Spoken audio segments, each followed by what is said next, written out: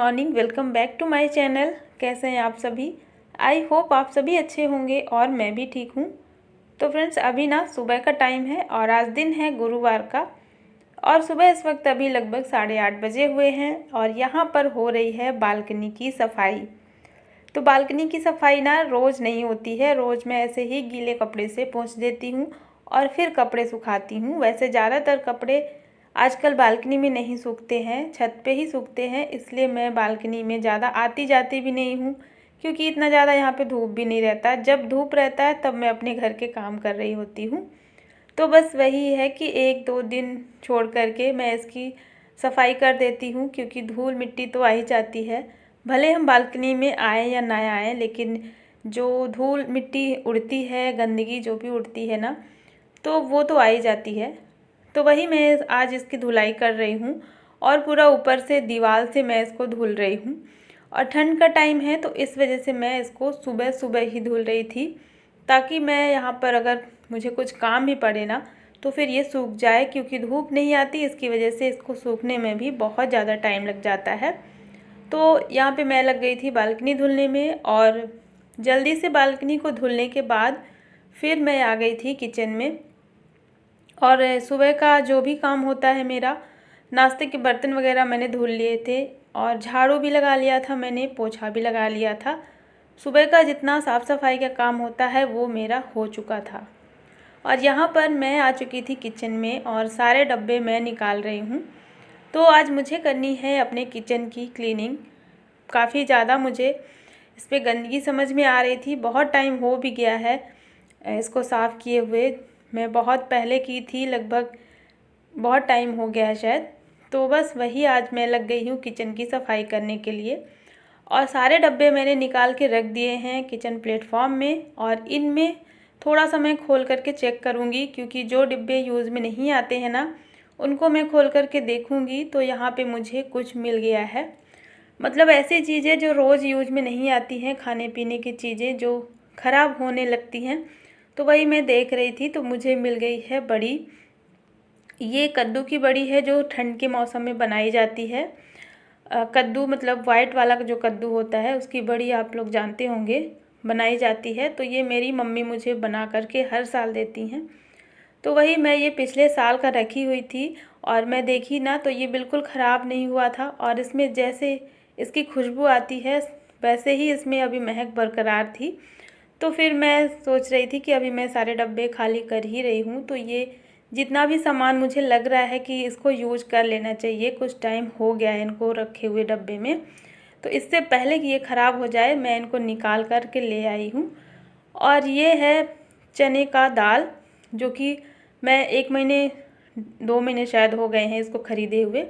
तो मैं ख़रीद करके रखी थी और घर पे इस टाइम पे अभी बेसन भी ख़त्म हो गया है, तो मुझे याद आया तो मैं इसको धूप में डाल दी हूँ सूखने के लिए। वैसे ये सूखा ही है, गीला नहीं है, लेकिन फिर भी ये डब्बे में रखा हुआ था तो इसकी जो थोड़ी बहुत नमी होगी ना वो चली जाएगी।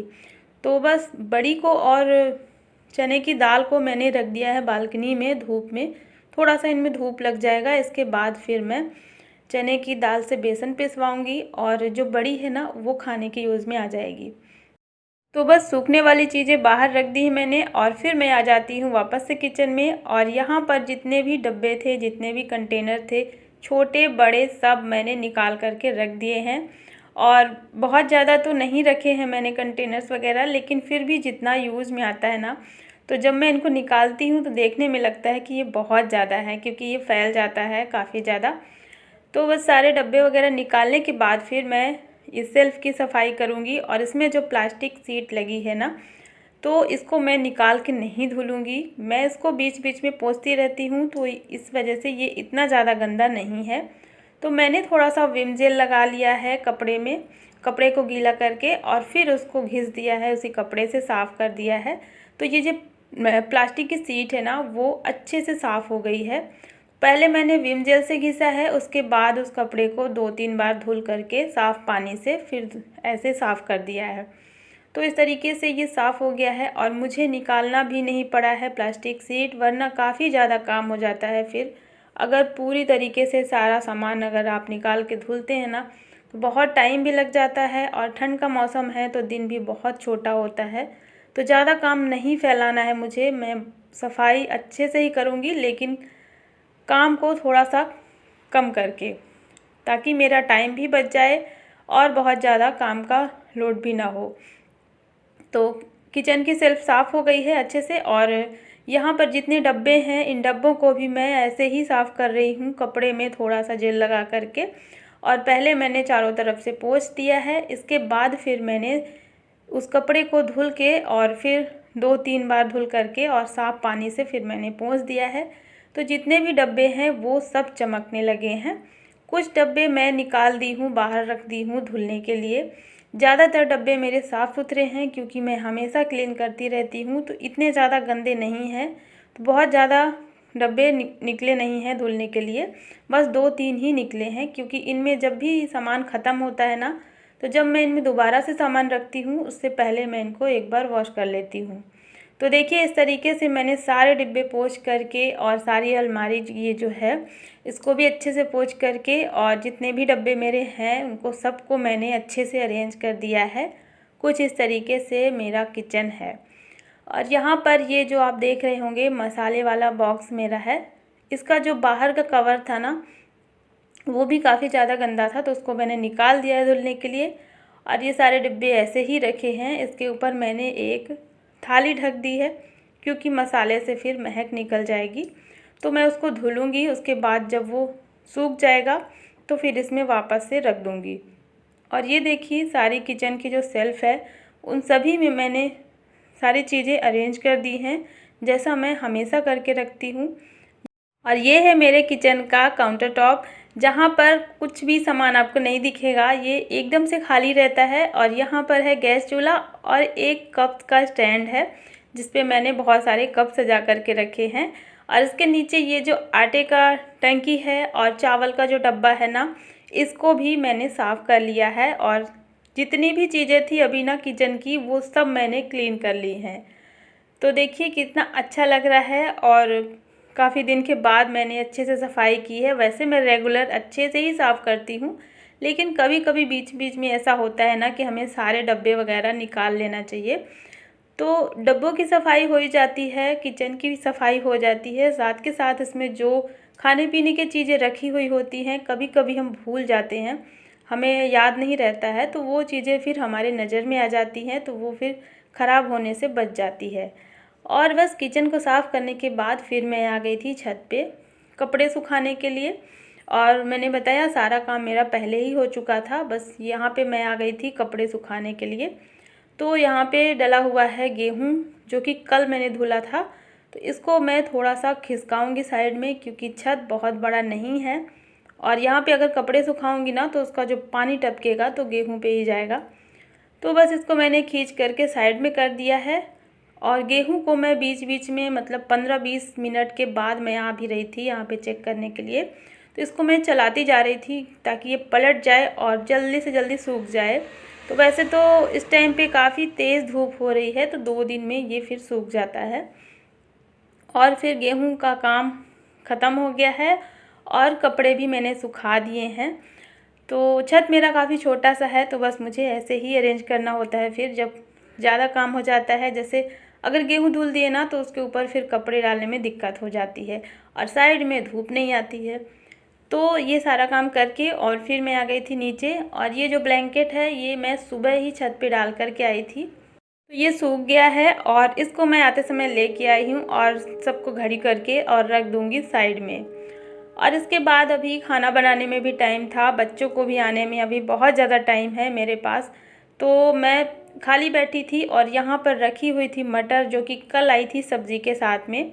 तो शाम को जब सब्ज़ी आती है ना तो काफ़ी ज़्यादा लेट हो जाता है। मटर वगैरह छीलने का काम मैं फिर दिन में ही कर लेती हूँ जब भी मैं फ्री रहती हूँ, चाहे इस टाइम पे या फिर बच्चों के आने के बाद का जो टाइम होता है। तो मैं बैठ गई हूँ मटर छीलने के लिए। और इसी टाइम पे मैं कोई भी सब्ज़ी वगैरह जैसे जो साग वगैरह तोड़ना होता है ना तो वो भी मैं तोड़ लेती हूँ, क्योंकि इस समय मैं खाली रहती हूँ और मेरा जो टाइम है ना वो भी नहीं कटता है, क्योंकि बच्चे भी नहीं होते इस टाइम पे घर में। तो आपका काम भी हो जाता है आराम से और पता भी नहीं चलता, समय भी कट जाता है। तो बस यहाँ पर मैंने सारे मटर जो हैं छील लिए हैं, और मटर को छील करके ही रखना चाहिए।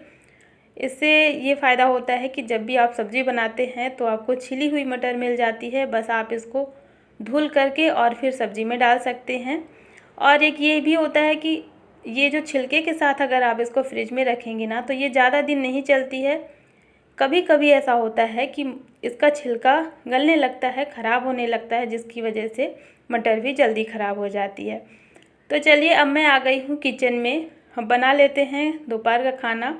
और ये जो बड़ी मैंने रखी थी सूखने के लिए, ये सूख गई है, थोड़ी बहुत इसमें धूप लग गई है और इसमें से महक बहुत अच्छी आ रही थी। मुझे बहुत अच्छी लगती है ये, इसलिए मैं बता रही हूँ। तो इसको आज मैं बनाऊँगी दाल में डाल करके मुझे बहुत पसंद है। इसकी सब्ज़ी भी बनती है, तो मैं किसी और दिन जब बनाऊँगी तो दिखाऊँगी, आप सभी के साथ शेयर करूँगी। तो यहाँ पे मैंने सरसों का तेल डाल दिया है और 4-5 बड़ी ले ली है मैंने। तो इसको मैं धीमी आंच में फ्राई कर रही हूँ सरसों के तेल में, और बहुत धीमी आंच में फ्राई करेंगे ताकि ये अंदर तक अच्छे से गोल्डन ब्राउन हो जाए। और फिर जितना भी बड़ी था उसको मैंने डब्बे में भर करके वापस से रख दिया है। और यहाँ पर ये देखिए कुछ इस तरीके से ये गोल्डन हो गया है, और इसकी स्मेल ना इतनी अच्छी आ रही थी। जब ये फ्राई हो रहा था ना उस टाइम पे और भी अच्छी स्मेल आ रही थी। तो यहाँ पे मैं दाल में हल्दी, नमक और पानी डाल दी थी, और इसी में मैं ये फ्राई की हुई बड़ियाँ डाल दूँगी और फिर रख दूँगी दाल को पकने के लिए। तो जब तक मेरी दाल पक रही है तब तक मैं यहाँ पर छिले हुए मटर हैं उनको स्टोर कैसे करती हूँ, कैसे रखती हूँ फ्रिज में। तो ये है मेरे बच्चों का पुराना टिफ़िन बॉक्स जो अभी यूज में नहीं आता है, जब बच्चे छोटे थे ना तब का है, ये प्लास्टिक का है। तो इसी में अब इसका काम तो है नहीं, तो इसी में मैं मटर को स्टोर करके और फिर फ्रिज में रख देती हूँ। और जब भी मुझे बनाना होता है सब्ज़ी, जब भी मुझे मटर लेना होता है तो फिर मैं ले लेती हूँ। और यहाँ पर ये जो चने की दाल थी ना वो भी सूख चुकी थी, तो फिर मैं इसको पॉलीथीन में भर के रख दूँगी, ताकि अभी गेहूँ सूखेगा ना तो जब मैं गेहूँ पिसवाने के लिए दूँगी ना उसी के साथ में मैं ये भी दे दूँगी, तो साथ के साथ बेसन भी पिस जाएगा। तो बस ये सब कुछ मैं भर के रख दूँगी, वरना फिर चींटियाँ लग जाती हैं, या फिर बच्चों के हाथ से, मेरे हाथ से धक्का अगर लग गया ना तो फिर गिर जाएगा। तो इससे पहले कि ये नुकसान हो जाए मैं भर के रख दूँ। और बस ये सारा काम हो गया है जब तक मेरी दाल भी पक गई है। तो यहाँ पे मैं खोल करके देख रही थी कि बड़ी पक गई है या नहीं। तो जैसे मैं दाल पकाती हूँ 4 से 5 सीटी आने तक, इतना ही मैंने पकाया है। और ये देखिए कितनी बढ़िया तरीके से ये बड़ियाँ भी पक चुकी हैं। तो मैं इसको फ्राई नहीं करूँगी, कभी कभी मैं फ्राई वाली दाल भी बना लेती हूँ इस तरीके से बड़ियों को डाल करके, लेकिन आज मैं फ्राई नहीं करूँगी क्योंकि हस्बैंड शाम को आएंगे, वो अभी दोपहर में नहीं आएंगे। तो बच्चों को मेरे बिना फ्राई वाली दाल ही पसंद है। और तो चलिए अब मैं इसकी दाल निकाल ली हूँ और इसी कुकर में रख दूँगी चावल पकने के लिए। और दोपहर का हमारा आज यही है लंच, बड़ी वाली दाल एंड चावल। तो चलिए फ्रेंड्स, बच्चे भी आ चुके हैं, बच्चों को दे देते हैं खाना। और अब आज के इस ब्लॉग को मैं यहीं पर एंड करती हूँ। आई होप आप सभी को पसंद आया होगा, पसंद आए तो लाइक कर देना, चैनल पे नए हो तो सब्सक्राइब भी ज़रूर कर लेना। मिलती हूँ आपसे एक नए ब्लॉग में, तब तक के लिए thank you, bye bye, take care.